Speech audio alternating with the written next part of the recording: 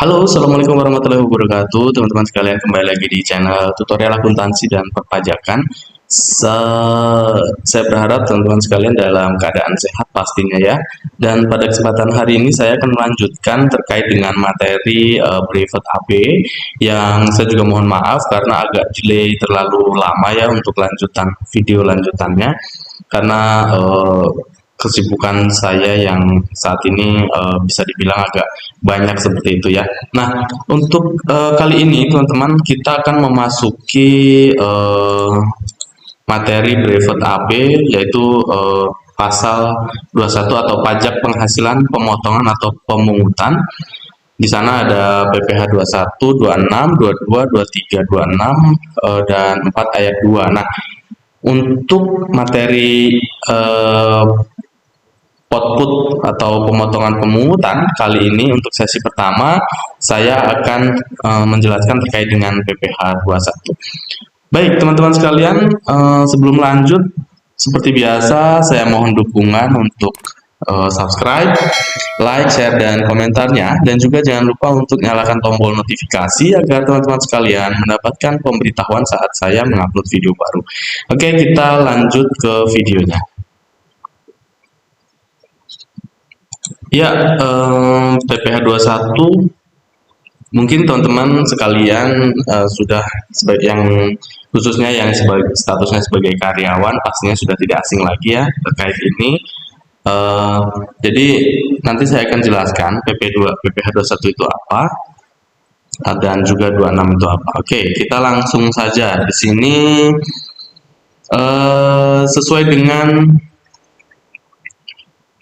Pedoman Teknis Tata Cara Pemotongan, Penyentoran, dan Pelaporan Pajak Penghasilan Pasal 21 dan atau Pajak Penghasilan Pasal 26 sehubungan dengan pekerjaan, jasa, dan kegiatan orang pribadi sesuai dengan ini Peraturan Direktur Jenderal Pajak Nomor Per 16/PJ 2016. Nah, ini adalah yang mendasari terkait dengan pedoman teknis tata cara pemotongan terkait dengan dan juga penyetoran pelaporan terkait dengan PPh 21 dan juga PPh pasal 26. Next. Nah, ketika teman-teman sekalian memiliki gaji, upah, teman-teman bisa lihat ini ada honorarium, tunjangan, dan pembayaran lain atau dengan nama atau bentuk apapun yang didapat dari pekerjaan, jasa, kegiatan yang dilakukan orang pribadi, maka inilah yang akan yang merupakan subjek pajak. Di sini subjek pajak ada dua teman-teman. Yang pertama ada subjek pajak dalam negeri, ini disebut sebagai PPh 21. Nah, jika teman-teman saat ini statusnya sebagai karyawan atau mungkin freelancer atau yang memiliki pekerjaan terkait jasa, misalnya jasa servis AC, jasa servis komputer, maka itu merupakan subjek pajak dalam negeri. Teman-teman bisa lihat di Teman-teman bisa lihat di keterangan ini subjek pajak dalam negeri, contohnya karyawan yang menerima gaji. Ini disebut sebagai subjek pajak dalam negeri. Tadi saya sebutkan contoh lain, misalnya teman-teman memiliki usaha servis AC, kemudian servis motor, servis komputer, dan sejenisnya yang teman-teman tidak memiliki badan usaha seperti itu ya, maka itu masuk dalam kategori subjek pajak dalam negeri. Nih.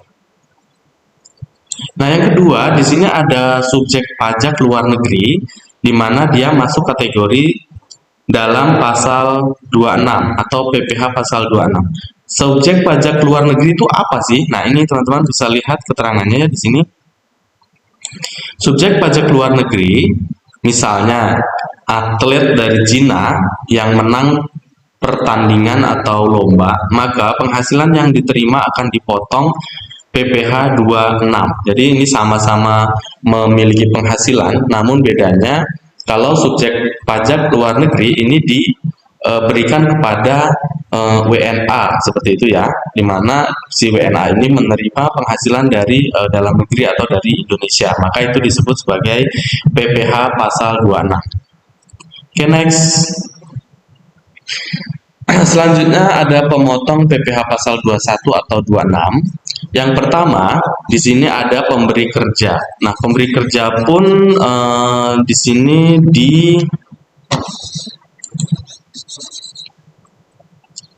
Pemberi kerja pun di sini dikategorikan ada orang pribadi, sorry. Nah, di sini ada orang pribadi. Teman-teman bisa lihat.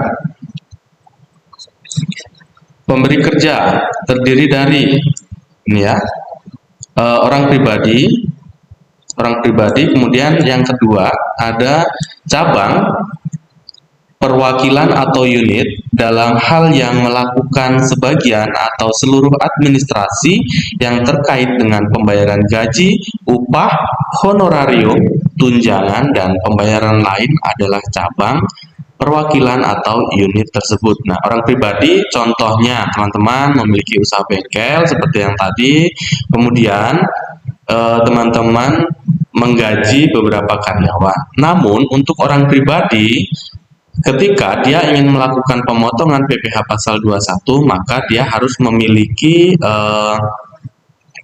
izin terlebih dahulu dari Dirjen Pajak seperti itu ya, karena dia statusnya orang pribadi, bukan sebagai badan pengusaha seperti itu. Selanjutnya, selain pemberi kerja, di sini ada bendahara atau pemegang kas pemerintah.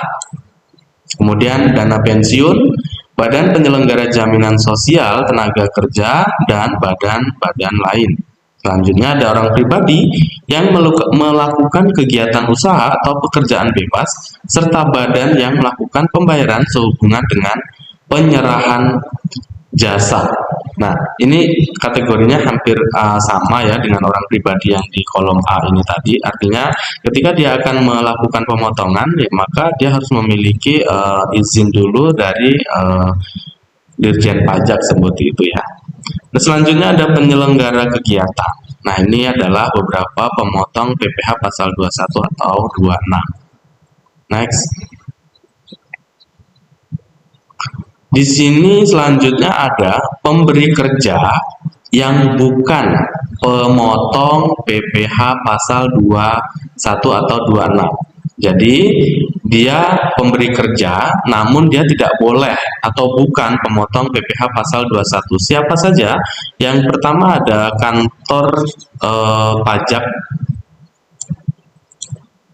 kantor perwakilan negara asing, Kemudian yang kedua, organisasi-organisasi internasional yang ditetapkan Menteri Keuangan.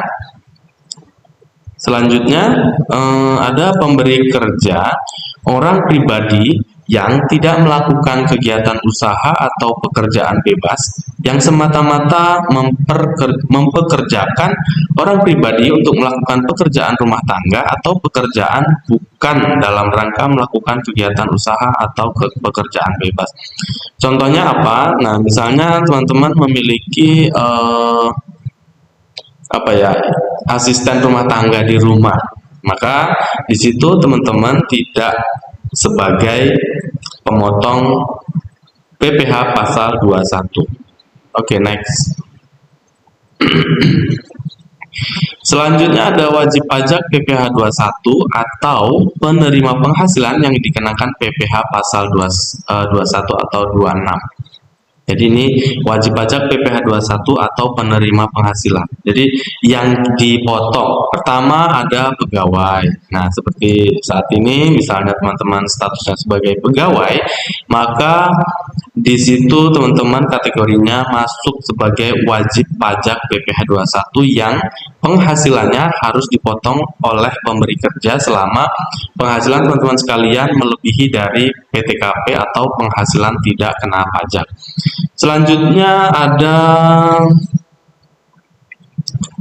penerima uang pesangon, pensiun atau uang manfaat pensiun, THT, JHT termasuk ahli warisnya, kemudian juga ada pegawai, nanti ada penjelasannya sendiri ya, bukan pegawai, sorry, selanjutnya ada bukan pegawai, nanti kita jelaskan di slide selanjutnya.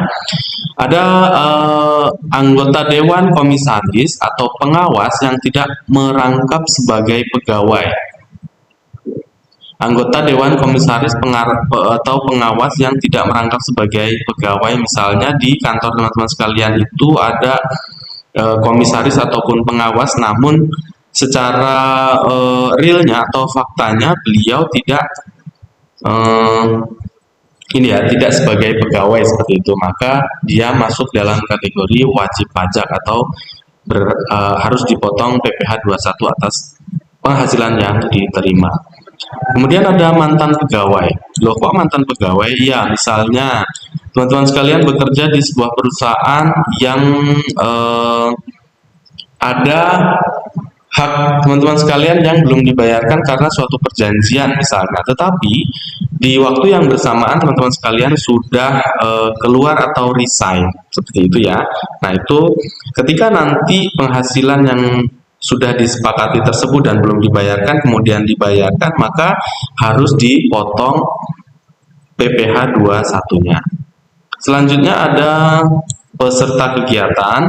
Di sini antara lain ada peserta perlombaan, peserta rapat, konferensi, sidang, pertemuan, kunjungan kerja. Selanjutnya ada peserta atau anggota kepanitiaan. Selanjutnya ada peserta pendidikan, pelatihan, dan magang, dan ada peserta kegiatan lainnya. Jadi semua peserta kegiatan perlombaan itu merupakan wajib pajak PPh 21 yang saat mereka menerima penghasilan maka harus dipotong PPh 21. Next. Nah, ini tadi pengertian di atas. Pegawai tetap. Pegawai tetap. Ini ya, pegawai tetap.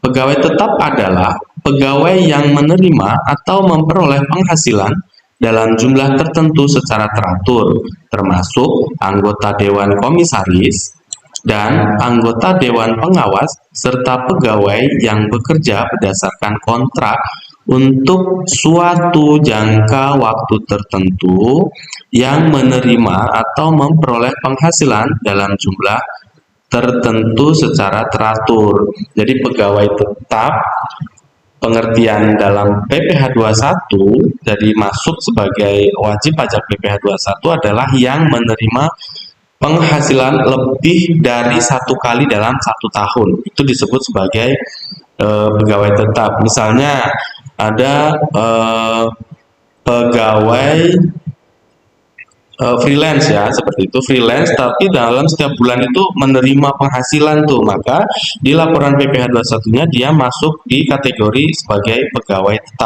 tetap seperti itu ya. Oke, next. Pengertian pegawai tidak tetap.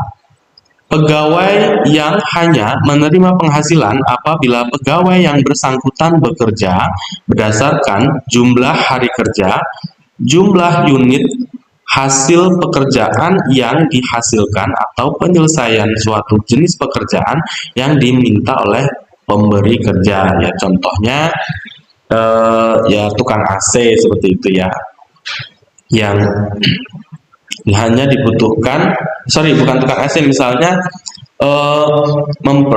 perusahaan memproduksi sebuah meja yang ada harus keahlian khusus orang-orang yang kita panggil, kemudian mereka membuat sesuai dengan pesanan kita. Misalnya saya butuh meja sebanyak 40 unit, tolong dikerjakan. Nah, seperti itu. Ini masuk dalam kategori pegawai tidak tetap. Kemudian selanjutnya ada bukan pegawai. Pengertiannya, orang pribadi selain pegawai tetap dan pegawai tidak tetap atau tenaga kerja lepas yang memperoleh penghasilan dengan nama dan dalam bentuk apapun dari pemotong PPh pasal 21 atau 26 sebagai imbalan atas pekerjaan jasa atau kegiatan tertentu yang dilakukan berdasarkan perintah atau permintaan dari pemberi penghasilan. Siapa contohnya? Yang dari awal saya bilang, yaitu misalnya tukang AC yang kita panggil saat AC kita misalnya bermasalah, maka kita panggil dan kita memberikan jasa, ya disebutnya itu penghasilan ya, seperti itu. Jadi dia ini merupakan di kategori bukan pegawai ya, seperti itu. Next. Oke, penjelasan bukan pegawai yang menerima atau memperoleh penghasilan sehubungan dengan pemberian jasa meliputi. Jadi ini penjelasan bukan pegawai tadi ya, karena penjelasannya itu sangat luas. Yang pertama, ada tenaga ahli yang melakukan pekerjaan bebas yang terdiri dari pengacara, akuntan, arsitek, dokter, konsultan, notaris, penilai, dan aktuaris. Berarti ini bukan pegawai. Nomor dua, pemain musik, pembawa acara, penyanyi, pelawak, bintang film, bintang sinetron, bintang iklan, sutradara, kru film, foto model, peragawan, peragawati, pemain drama, penari, pemahat, pelukis, dan seniman lainnya. Yang ketiga ada olahragawan, kemudian yang keempat ada penasihat, pengajar, pelatih, penceramah, penyuluh, dan moderator. Yang kelima pengarang, peneliti, dan penerjemah. Ini semua bukan disebut sebagai bukan pegawai, namun dia menerima atau memperoleh penghasilan sehubungan dengan pemberian jasa. Kemudian ada pemberi jasa dalam segala bidang termasuk teknik, kemudian komputer dan sistem aplikasinya, telekomunikasi, elektronika, fotografi, ekonomi dan sosial, serta pemberi jasa kepada suatu kepanitiaan. Selanjutnya ada agen iklan, pengawas atau pengelola proyek, pembawa pesanan atau yang menemukan langganan atau yang menjadi perantara. Kemudian ada petugas penjajah barang dagangan, selanjutnya ada petugas dinas luar asuransi, ada distributor, perusahaan multi level marketing atau direct selling dan kegiatan sejenisnya. Ini contohnya misalnya teman-teman menjadi agent di salah satu perusahaan apa ya, Tupperware. Nah, itu dia bukan disebut sebagai bukan pegawai, tetapi karena menerima penghasilan atau jasa, pemberian jasa, maka harus dipotong PPh 21-nya. Baik, teman-teman sekalian, untuk sesi pertama terkait dengan PPh 21, potong pungut, mungkin ini video yang pertama. Selanjutnya nanti kita akan lanjutkan pembahasannya. Dan untuk yang video kali ini, sesi pertama cukup, saya rasa cukup dulu. Mudah-mudahan ini berguna buat teman-teman sekalian, menjadi referensi, dan saya mohon maaf bila ada salah-salah kata, mohon dikoreksi di kolom komentar.